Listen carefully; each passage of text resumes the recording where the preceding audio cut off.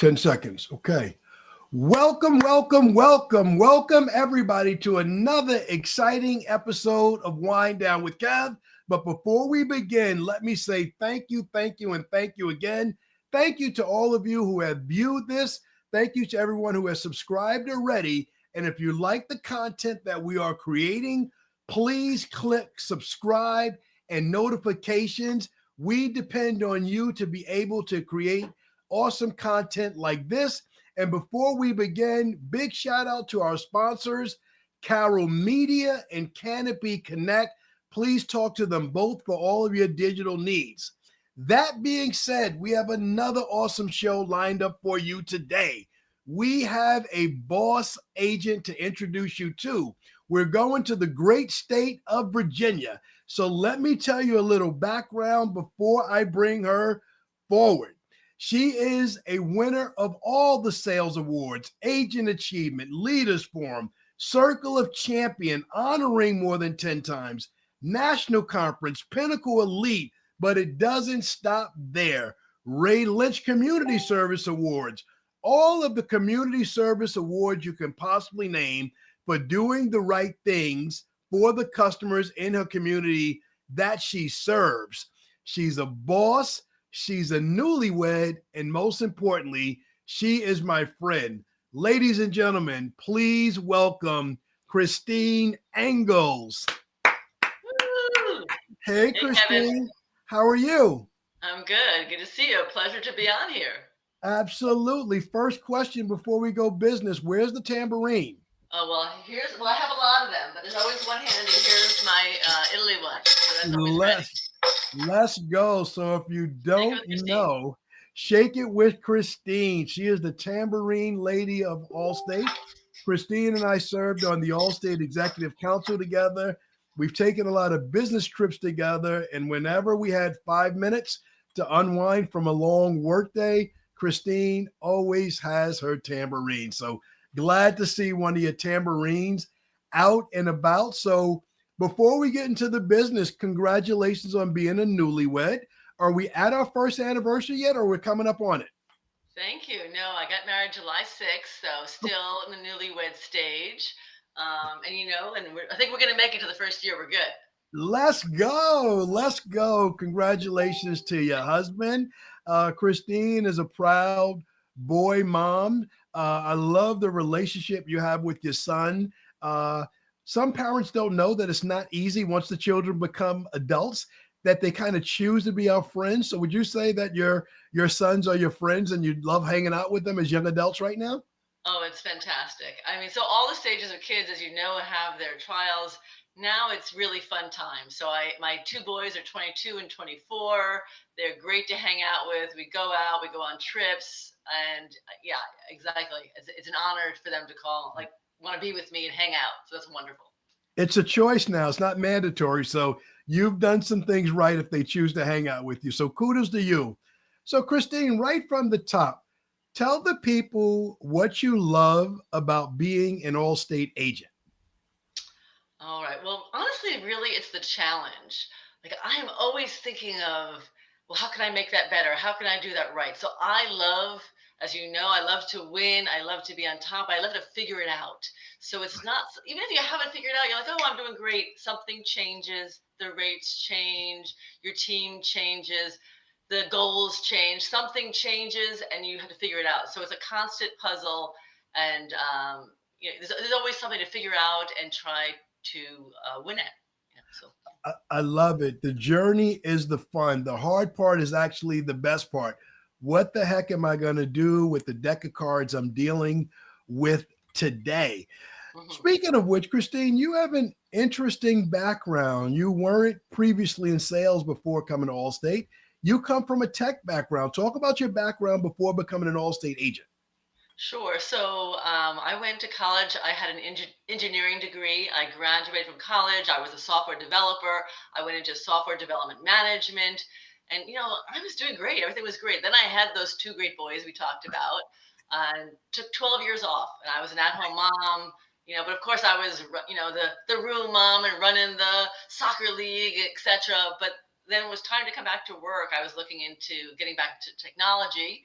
And that was a little bit different. Things have changed in 12 years. So now I somehow became an Allstate agent because my agent recommended that I get into the business. So my own Allstate insurance agent said, "Oh, there's an agency for sale. You should try this." So it was totally random, to be honest. And I bought an agency, no insurance experience, went in. So it really was kind of hard. But honestly, it was really kind of hard. The first 6 months, it was terrible.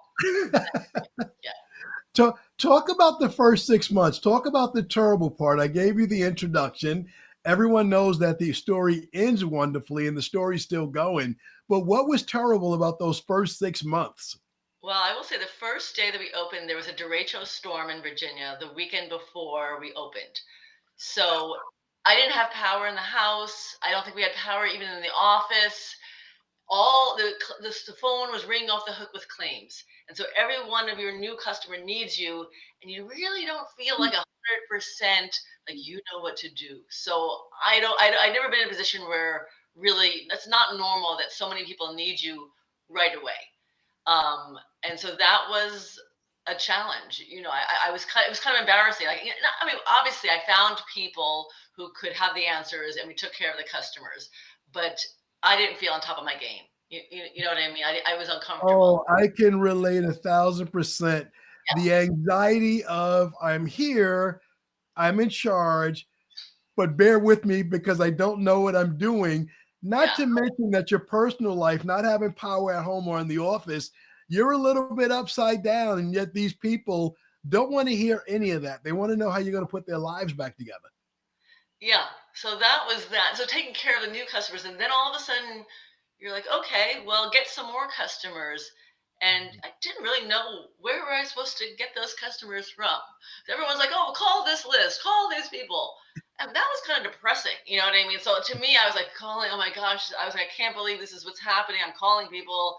And, it was hard. I think that it wasn't so, I wasn't succeeding. I wasn't growing. So it's kind of depressing getting no, no, no a lot. As So I think, a, yeah, as an engineer, you never heard no's like that, right? You work on right. projects, you make progress, you move along, you're solving for X. And as a stay-at-home mom, but active, hardworking mom in the community, you never face this level of rejection, I'm sure. Exactly. So, I wasn't prepared for that. It wasn't something I'd ever experienced because I hadn't been in sales. And so, you have things that go wrong or go well, but not usually just like a flat no, people hanging up on you, things like that. So that's, it was a little bit shocking. Christine, help me with. I know you started similar to I did. What year did you start exactly? 2012. 2012. Okay. July. So Yeah. at that time, cold calling was a big thing. That was the way to do business.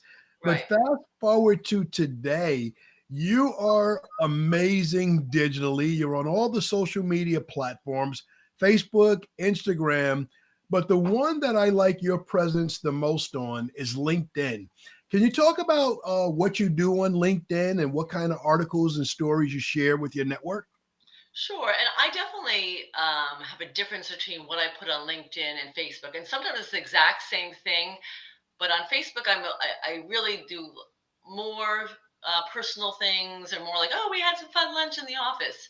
But I will keep to LinkedIn more when we're doing volunteer work, when we won an award, something like bigger and more professional. So I definitely save my more professional items for the LinkedIn, and that's the place I think for that, and it definitely resonates with the people who are looking in there. I tell you, just from following you on LinkedIn, I have top of mind awareness of how much time you spend networking with your referral partners. So, can you talk a little bit about some of the things you do in your area of Gainesville, Virginia, with your referral partners and why that's important to your agency?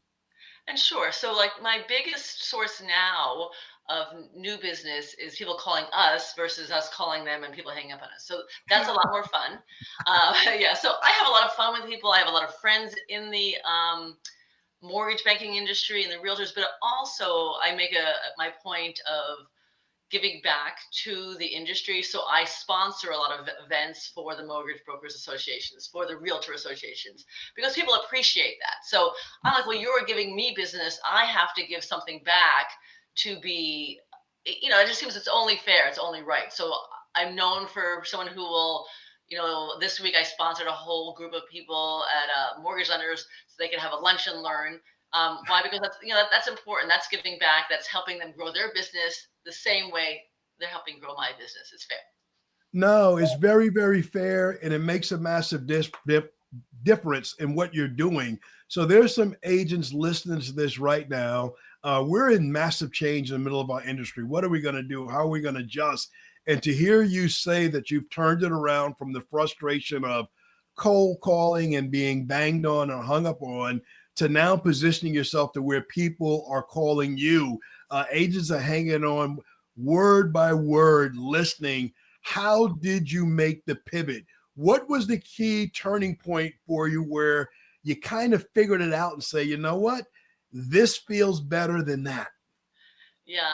Well, I went to a new home expo. So really I had got my little booth and a table, and we had some little clips with houses on them to hand out. And really, I went there to talk directly to the homeowners. And that's what I Yes. thought was happening. But when Yes. I looked next to me, the other vendors were all mortgage lenders, and I became friends with them. And I Yes. said, "Oh, this is." So then we became friends. Like, "Hey, how's it going? Are you meeting some people? Are you getting some leads?" We made connections. I said, "How about we have lunch?" And so that was really when I got the clue that the connection. They could go direct to consumer, and I could just piggyback off of that. If that makes some sense. Yes. You could work B2B, business to business, while they're working business to consumer. And it's a beautiful transition. Certainly a place I've been in myself, co-op and condo expos, home expos. And there's no substitute for going where people are already at, as opposed to trying to have the big cartoon magnet out front and attracting people to your office to try to pull them in. So I think that's huge. And now you're doing it. You pivoted. When do you think you've made your pivot, and when do you saw major results? I know when you start a strategy like this, it starts with twos and fews, and then it multiplies later over time and over a consistent, excellent service. Yeah, that's a good question. So I definitely use tools to track where my leads come from.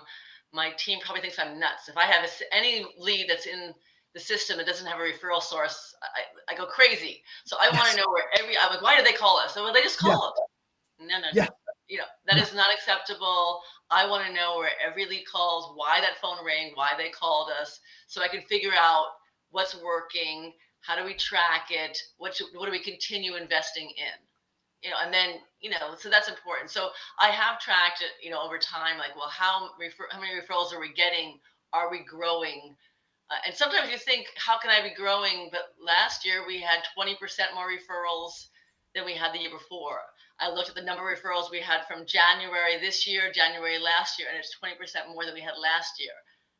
I'm happy. That's awesome. So, Christine, is that the engineer in you that's tracking and testing everywhere along the line to see where there's a chink in the armor where it's not working, and then Well, I solving think for X before you move down? yeah, I think so. I mean, I definitely do a lot of things by feel. I mean, if you're taking people out for lunch or sponsoring something, sometimes I'm just taking a risk. So I feel like this will be a good place, but then I have to kind of all those feelings I had. Did it really pan out? If that makes Yes. any sense? Yeah. Yes. Um, I want to go there, but I want to ask an obvious question before I go forward. Right now, there is a stay-at-home mom and an engineer that might be in a career change situation. And the question they want me to ask is it hard to get into the insurance business in Virginia? And are you hiring, or are you always looking for good people right now? Yeah, so I will say if there's someone who wants to get into sales, who's at home mom, who wants to stay working at home mom, who works to work part time, please call me. Yes. And we'll set something up. So one of the best things I did 5 years ago was I hired one of my best friends who was an at-home mom who was never in sales, but she was a doer. Yes.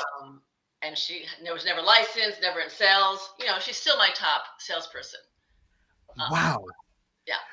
So I believe it's a lot of personality. You are smart and you are a doer. I can train you on insurance and help you get licensed. I think this is just it's a lot of personality. As long as you can learn and you can talk to people, and it's important for you to do well at whatever you do. I think that anyone can do it. So there's a lot of depth in that short word you use. You said she was a doer. Yeah. She didn't have a license. She's at home. What is a doer? What does that look like? Every agent, I'm doing 50 podcasts, 50 agents, 50 states. You know that recruiting and finding good people is our number one challenge. What did she exhibit to you as a doer that told you this is going to translate well? She can succeed. She would fit here. And now she's your top salesperson. Yeah, so we actually were baseball moms together.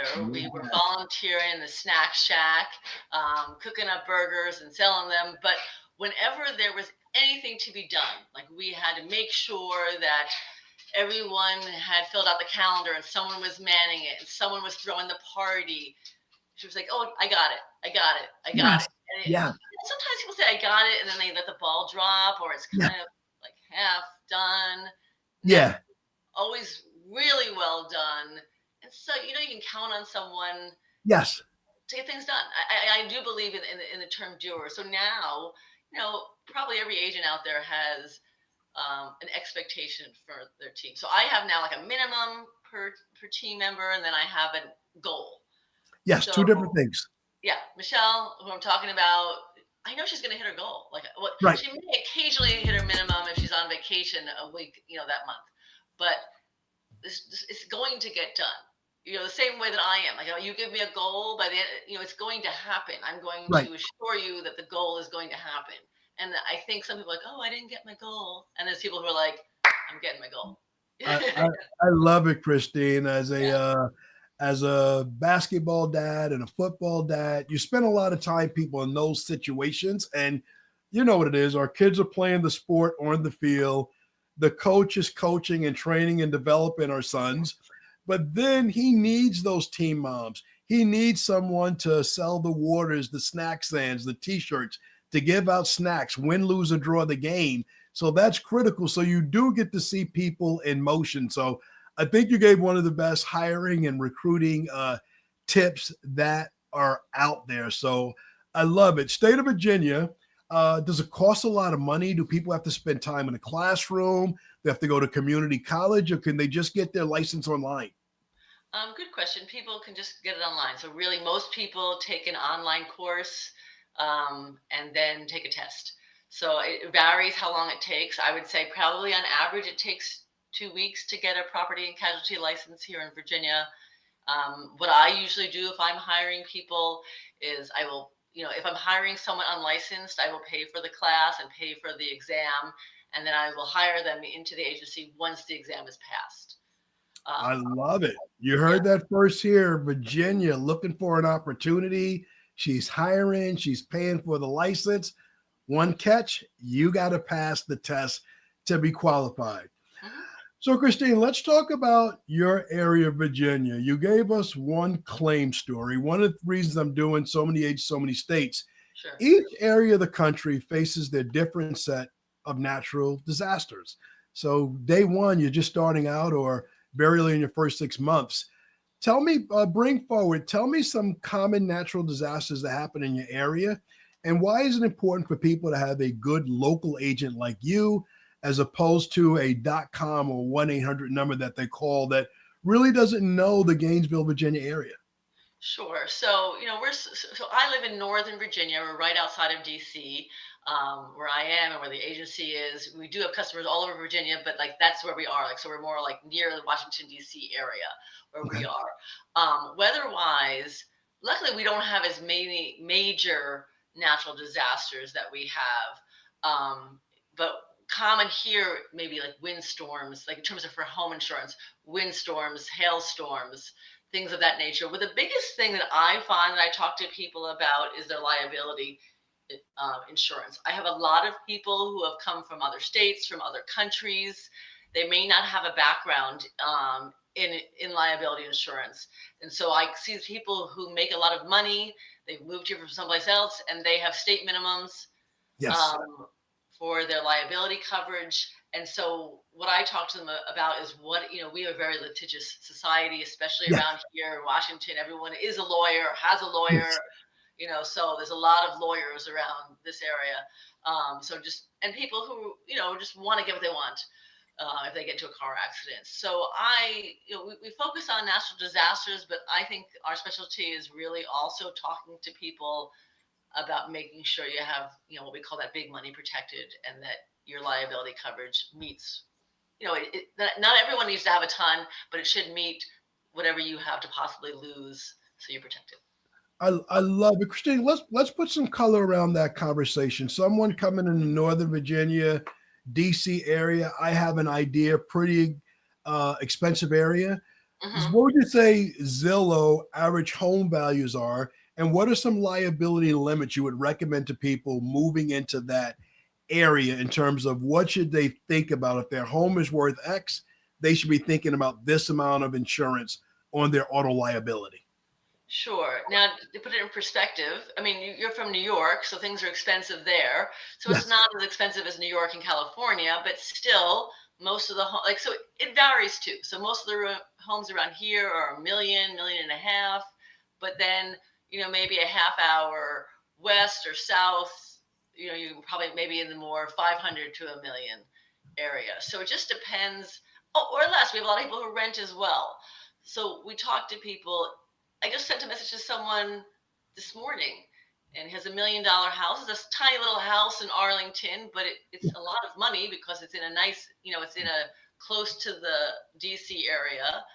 And I said, well, you don't have to get it. I just want you to ask your financial advisor, do they recommend, based on your net worth, that you should have this $1 million of liability protection? Like, I think so, but sometimes a lot of people have their own people. I said, well, confer with them and let me know, if my advice meets with your advisors.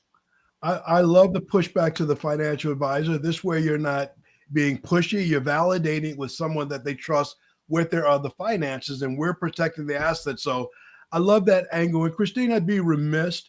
We're recording this podcast the day after a tragedy in the nation's capital. So I just want to say our thoughts and prayers are with anyone and everyone that was impacted by the tragic aircraft accident on last night.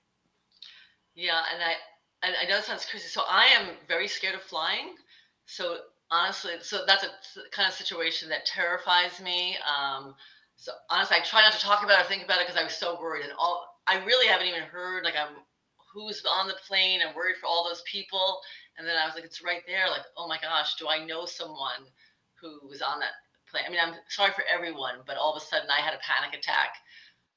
Last night I was like, "Where's my son?" Yeah. Yeah. And interesting for you to share your fear of flying. I have a fear of heights. I'm okay flying, but I don't like heights. I don't like to be like on top of a mountain where I can't see the edge. I don't like to drive on cliffs where, parts of Hawaii I've driven in and the bottom falls out of my stomach, or California, I've had that experience, and locally I have it as well. I pretty much don't like mountainous areas to drive in them. Love the views, don't want to drive. You travel a lot. How do you get past that fear of flying? Well, I'm doing okay. And I also have that same fear of heights that you do. I mean, I do hike, but sometimes I know I may have to not make it to the top. Like, it might not happen. You're okay with that? Yeah. But actually, the more flying that I've been doing has helped. Like, good. Literally, I think I have a flight once a month since November through at least June this year. And so exposure therapy, I think, is just naturally happening. So I feel a little bit better. I love your courage in embracing that. In the last 2 years, and I served in the AEC with you, we've probably taken several flights to the same destination, not on the same flights at the same time. So I never knew that about you. Now, no, I didn't. Wind down on the way, so that that I know. That I know. So, Christine, one thing I do know about you is that you're a walker. When you land, you get to a hotel, You're looking for the fresh air when the rest of us are waiting for the shuttle to the meeting. You are walking. That I knew about you, but what I didn't know about you was that you run 10Ks. Talk about your running. How long have you been doing it, and what does that do for you? Well, the funny thing was I haven't been running that long, but really, I don't think I ever went for a run before I was either 40 or 50. So I haven't been running that long, but I'm trying to think my first race was definitely not more than 5 years ago. Okay. And a 10K is kind of like my sweet spot. And now, if you're like in an older age bracket, sometimes I can, like, in this small race, I can be like a winner. So that's really exciting. Last year I ran the Cherry Blossom 10 miler. And Okay. so that's a long distance for me. And I've signed up to run it again in April. So that's exciting. And luckily it's very nice and flat. And I'm hoping to train and get there again. So we'll see. So what's the journey like? I have never run a race. I'm in the gym. Tough, tough couple of weeks. I haven't been in a couple of weeks. So I gotta get back on my bike. I told myself I'll be back on Monday. But what's the prep process for this 10K in April?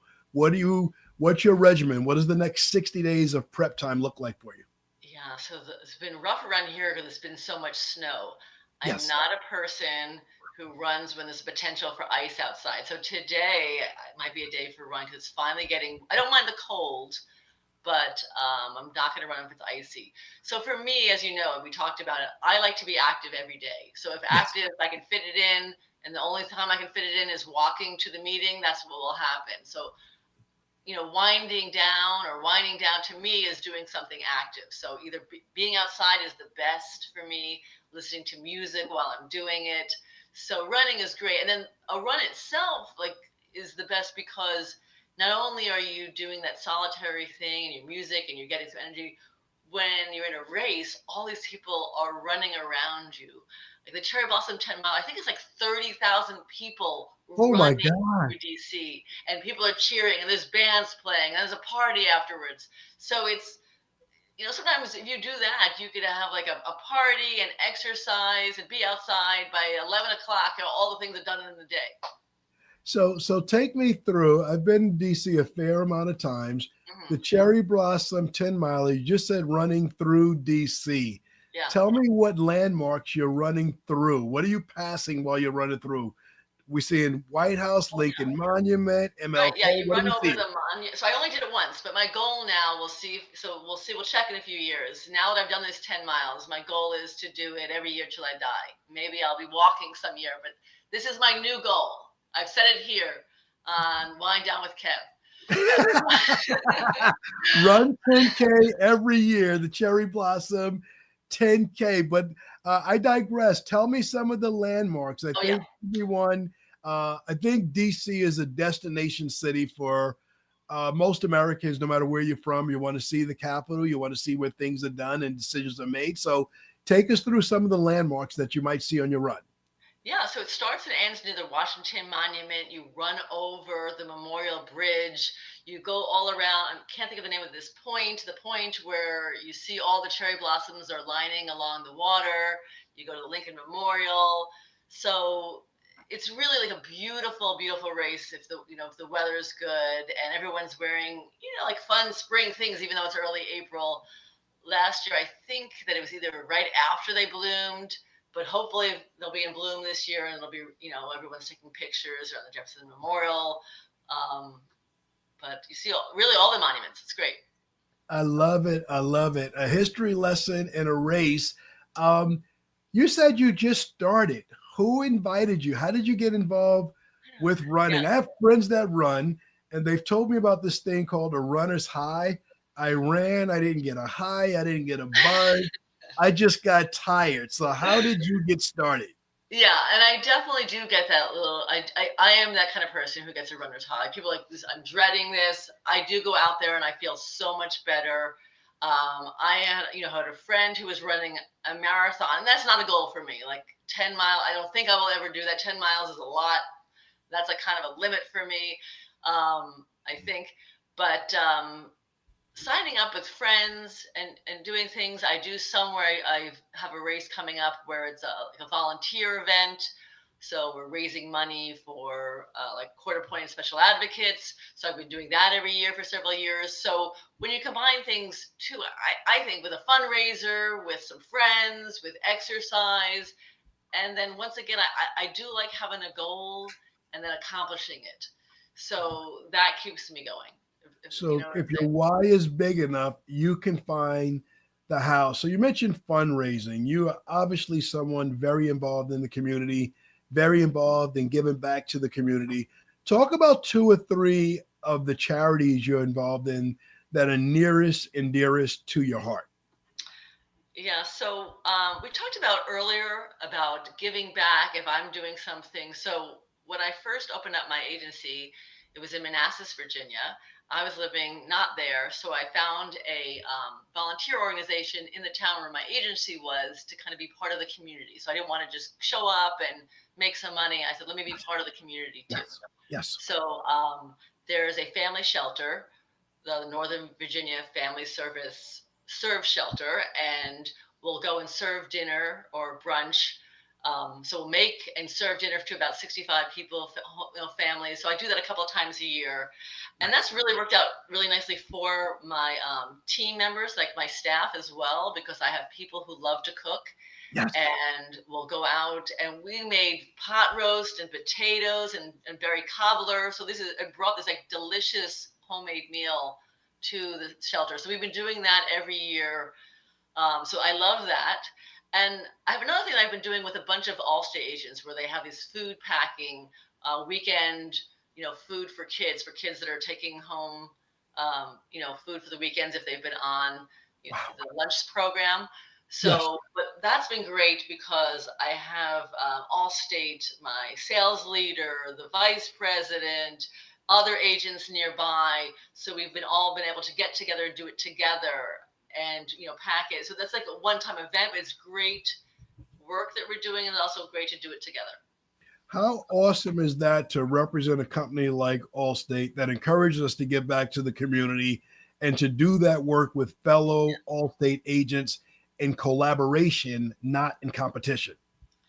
I love it. And then, of course, and but it's good for other people who are listening to know that the Allstate Foundation will put a grant for 5,000 or sometimes 10,000 or sometimes more to those organizations where we volunteer. So that is really rewarding. No, that's absolutely one of the things that I love about being an Allstate agent, to be a face and a place in the community and to make those donations, because that's what this platinum it's for. Like you said, and going to the community, it's not just making money for yourself, but to give it back to those that you have the honor of serving. So, Christine, you talked about winding down by running, which is not my deal. But what's your morning routine? Where does this burst of energy come every morning? Do you have Yeah. a certain So routine to get in your state of mind, or do you wake up like this? the crazy thing is I generally wake up like this, but I do now to have, have coffee.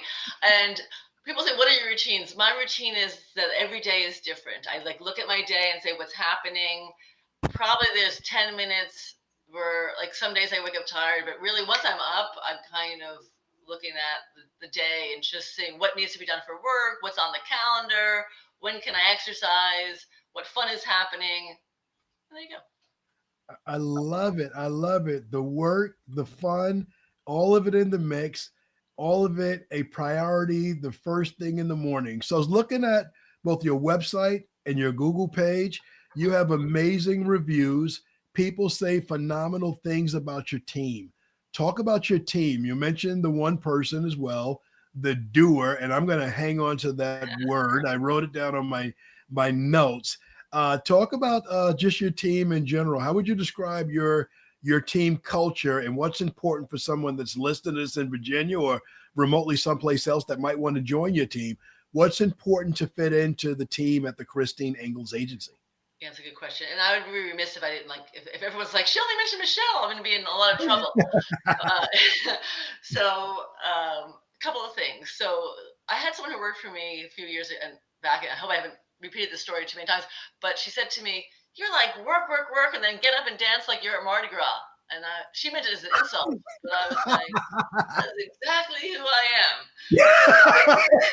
And, so I am super lucky. I have a fantastic team. So we're kind of broken into our customer service team.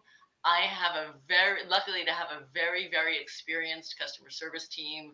I have people who have been in the business 10 years and 5 years and 7 years. And so that's great. And they really care about our customers. And, you can't do anything without that. That's super important. And I have our, either what we call sales team or work with our new customer team, I call it sometimes, who are also really want to talk to people and explain coverage and make sure they get them into the right spot. So I feel very fortunate about the team that I have. But that's the thing is that I am expecting everyone to work hard and to be very diligent in what they do. But then we like to have some fun together, either if it's going for a walk or having lunch or going out for dinner. They say, when are we going dancing? So that's what's happening. A little bit of both. Right. You brought up dancing. We've hung out before. We've been down Broadway in Nashville. We walked around Chicago, big group of us last year. We didn't find a good blues bar to hang out at. But you have the hashtag Shake It With Christine. You always have the tambourine with you. Does Shake It With Christine with the tambourine, does she come to the office in the middle of a high energy workday? Does the tambourine come out and do you give the office a nice boost of energy with the tambourine, and does the dancing begin during the workday? Oh, sure. And I should be remiss to say, you referenced our being together, and I don't know if I said it enough. I'm such a pleasure to be with you. Every time we're together, I say some crazy thing like, let's go check out a blues place. And you're like, okay, great. I think so we've always gotten along well. You're always up for anything. And, unless you're not, but you're very, certainly if it's before 9 p.m., you're in with me. You got it. That's who I am. Kevin runs out of gas. I do run out of gas, and I have left before those evenings have been over. 100%. As sure as that person says that you're work, and then you're like, let's dance. Yeah, that's me. I wake up on fire, but at a certain time, Kev likes to wind down and call it a day. Where did the hashtag Shake It With Christine, where did it come from? I think it was an example, other people were doing fun hashtags, some of our fun friends, everyone has something fun, and I don't know. I actually don't even know, but we are shaking it. We are doing it. You asked before too, do I bring it to the office? One of the best things that I added to my team meetings weekly is a little bit, give someone else a shake. So I have a little, picture of a girl shaking it, and if, whenever someone does something, so they will say something, compliments to each other who did something good, for them or in the other they noticed, and they will give each other a shake, and we shake them, in the meeting. It's cute. I love the culture. I love the energy boost. I saw on Facebook. I think you're in Miami hanging with your sons, and then you're up there dancing. You're shaking it with a little kid and just having a good time and enjoying life. And I think that it's what it's all about. So, Christine, you and I serve together on the Agency Executive Council, and that's 10 agents that gets to speak with the top executives that run the company a couple of times a year. So with that experience, what does it feel like you to be the voice of 5,000 plus other agents? What does that feel like for you? Yeah, I mean, it's a couple of things, and it's a pleasure and it's an honor, but it's also a lot of responsibility. As you know, and I know we're all always looking at, okay, what does it mean to me as an agent, and what does it mean to the agency force? Because I know that there are so many different sizes and shapes, and everyone is looking at things differently. There's a bunch of different sizes of agencies. So I'm really taking a look at it and trying to remember, like, what would agents want us to say and represent and fight for? And that's what I try to do. So you also mentioned my technology background. I think I kind of bring that part in where I'm questioning things from an analytical. So I always have kind of my angle of things, which I think is helpful and hopefully helpful to the agency force. Yeah. Well, what I love is hearing you share today the community events that you do with other agents in the Virginia area. When you're doing those community activities and we're not talking about sales and service and challenges, you just get to know each other and you get to hang together a little bit. And Mhm. then that better position you to be the voice of other agents. And I think you do a phenomenal job at it. I think we've covered everything I can imagine on this podcast. But before I let you go, is there anything at all that you'd like to share that I didn't ask you about? Something you'd like to share with anybody that listens to the podcast? No, I honestly, I think you did a great job. I so respect you so much. You've taught me how to like add my little captions to my videos, and um, I love spending time with you. I always learn something, and I love just hanging out with you. So I really appreciate being part of this. No worries at all. So, my last question, there's an engineer right now that's being downsized from his or her company, and Mhm. there's a stay at home mom that's thinking about re entering the workforce. Give them an encouraging word. The Wind Down with Kev, that's the formal name, but I also call it the Dream Chaser podcast because I'm a real dream pusher. I love pushing people to do what's in them. So I want you to give them an encouraging word to that engineer that's used to more technical things or that doer stay at home mom. I want you to say something to encourage them and let them know that Yeah. they can do their next dream. Well, also, I mean, it's definitely a reality. So, about 5 years ago, one of my engineering friends from college was, in a position looking for a different job. I said, "Why don't you buy an Allstate agency?" So he did, and he's been one of the best agents in Virginia since then. So I know it can happen. I've recommended it to people, and it has happened. And I literally just sent a text to one of my friends who lost their job, and I said, if it doesn't work out, you could be an Allstate agent. Seriously. So I just did that today, and I do believe that. So I think it's a great, you know, um, pathway or second career or third career, whatever it is for you. And I would love to talk to someone about, my experience and how to make that work. So feel free to people to reach out. I'm happy to talk. I love it. You heard it here from Christine Angles. It's never too late. You're never too old to dream a new dream. So, dream chasers, thank you so much for listening to this podcast with my friend Christine Angles. I hope you got as much value out of it as I did. If you enjoyed it, please click on the subscribe button, the notifications button, so you can be aware when phenomenal content like this is released. Before we wrap up, just a big shout out to my sponsors, Carol Media and Canopy Connect. And thank all of you for tuning in. Thank you, Christine, for giving us a great tour, not only of the state of Virginia, but taking us on a run through the cherry blossom of Washington, D.C. Go ahead. You had some thoughts. Go ahead. So that's all.